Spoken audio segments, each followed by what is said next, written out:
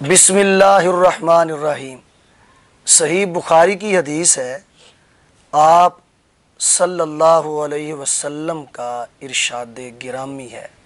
لا عدوی ولا طیرہ، بیماری بذات خود متعدی نہیں ہوتی، لیکن حدیث کے آخر میں آپ نے احتیاطی تدابیر کی طرف بھی واضح طور پر اشارہ کیا کہ فر من المجذوم، کہ جو آدمی کوڑ کی بیماری والا ہے اس سے ایسے دور ہو، ایسے بھاگو جیسے تم شیر سے بھاگتے ہو۔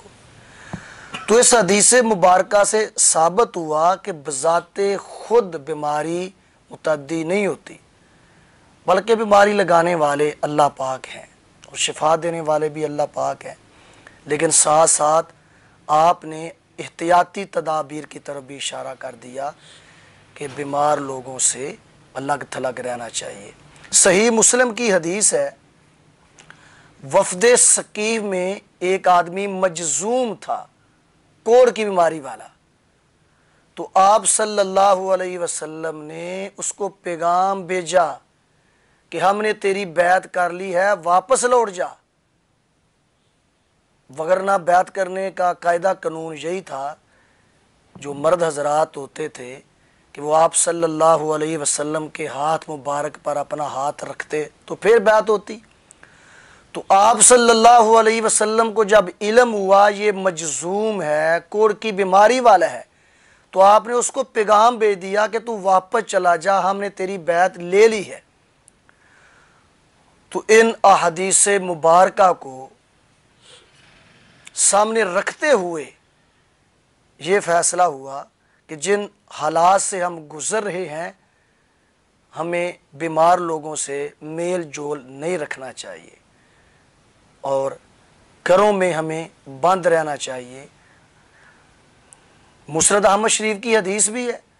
کہ نبی کریم صلی اللہ علیہ وسلم نے ارشاد فرمایا، جس علاقے میں طاعون کی بیماری پھیل جائے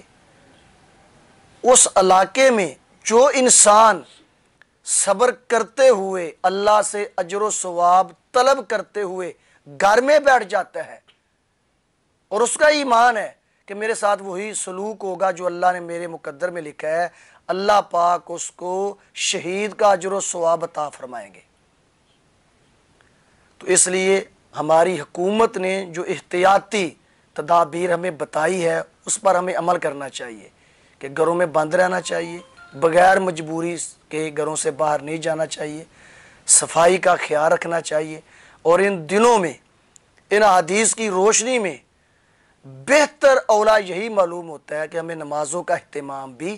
گھروں میں کرنا چاہیے۔ ھذا ما عندی واللہ اعلم بالصواب۔